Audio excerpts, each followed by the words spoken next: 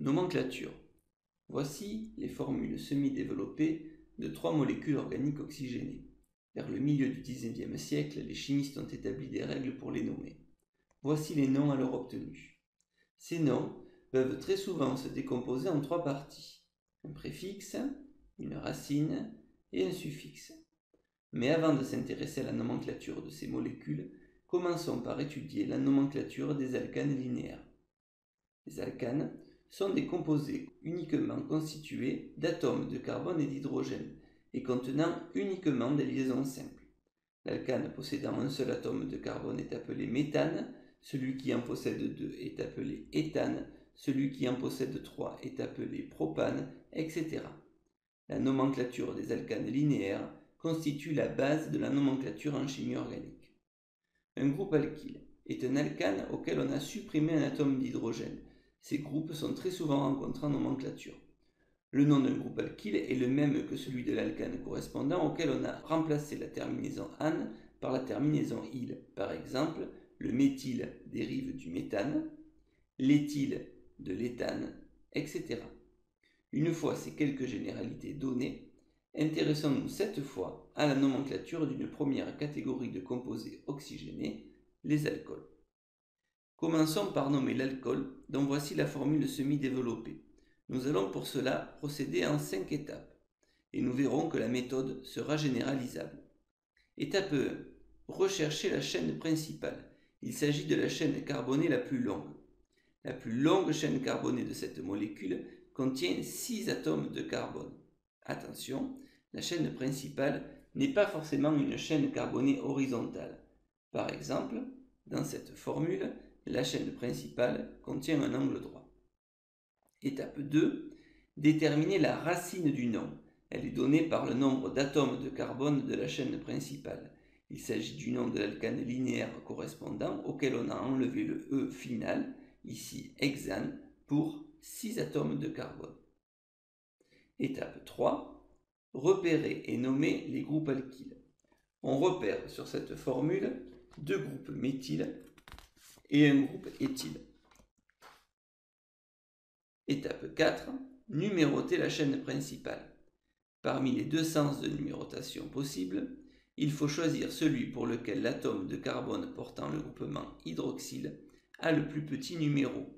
Si on numérote de la gauche vers la droite, il porte le numéro 4, alors que si on numérote de la droite vers la gauche, il porte le numéro 3. On choisira donc ce sens de numérotation. Étape 5. Nommer la molécule. Pour nommer la molécule, on classe par ordre alphabétique les groupes alkyles, sans écrire le E final. Ils sont précédés par leur indice de position. 4-éthyle, 2,5-diméthyle. Le préfixe di indique qu'il y a 2 groupes méthyle. Il ne rentre pas en compte lors du classement par ordre alphabétique. Puis on nomme la chaîne principale, hexane. Enfin, le nom d'un alcool se terminant en ol, la molécule se nomme donc le 4-éthyle, 2,5-diméthyle-hexane, 3-ol, avec 3 l'indice de position du groupe hydroxyle. Remarquons qu'il faut placer un tiret entre un indice de position et une lettre, une virgule entre 2 indices de position et ne pas mettre d'espace entre 2 lettres. Passons maintenant à la nomenclature des cétones. Voici la formule d'une cétone possédant une chaîne carbonée identique à celle de l'alcool que nous venons de nommer. Le préfixe et la racine sont identiques, 4-éthyle, 2,5-diméthyle-hexane. Seule change la terminaison, car le nom d'une cétone se termine en -one.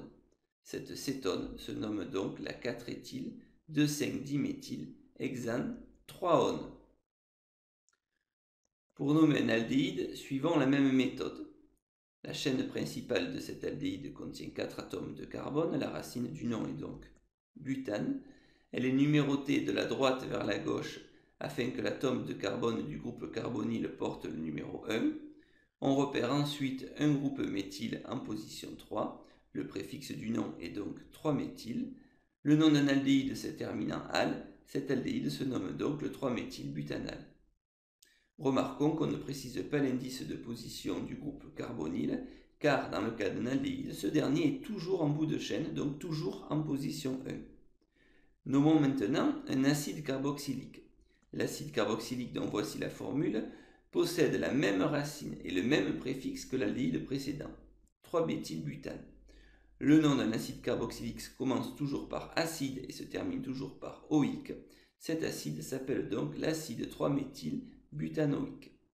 Tout comme le groupe carbonyle de l'aldéhyde, on ne précise pas l'indice de position du groupe carboxyle qui est toujours numéro 1.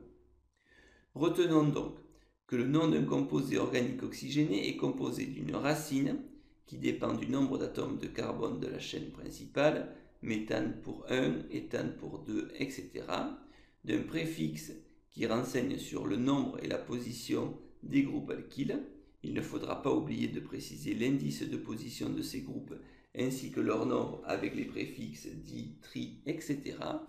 Et enfin, d'un suffixe qui dépend de la famille de composés auxquels appartient la molécule.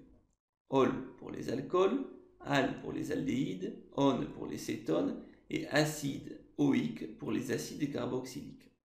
Ici aussi, il faudra préciser l'indice de position du groupe, sauf pour les aldéhydes et les acides carboxyliques, où ce n'est pas nécessaire. Réalisons un petit test de 3 questions. Mettez en pause lorsque le symbole suivant s'affiche pour prendre le temps de répondre. Question 1. Choisir la bonne réponse. La terminaison du nom de la molécule dont la formule semi-développée est donnée ci-dessous est ol, on ou al. Cette molécule appartient à la famille des cétones. Son nom se termine donc en on. La réponse juste est donc la réponse B. Question 2. Choisir la bonne réponse. Le préfixe méthyle du nom de la molécule dont la formule semi-développée est donnée ci-dessous est précédé de l'indice 2 et précédé de l'indice 4 n'est pas précédé d'un indice de position. Deux sens de numérotation de la chaîne principale sont possibles. Il faut choisir le sens de numérotation qui affecte au groupe carbonyle le plus petit indice.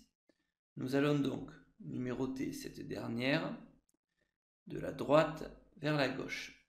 Le préfixe méthyle sera donc précédé de l'indice 4. La réponse juste est donc la réponse B. Question 3. Choisir la bonne réponse. La racine du nom de la molécule dont la formule semi-développée est donnée ci-dessous est hexane, pentane ou butane. La chaîne principale de la molécule est la chaîne carbonée la plus longue. Ici, elle contient 6 atomes de carbone.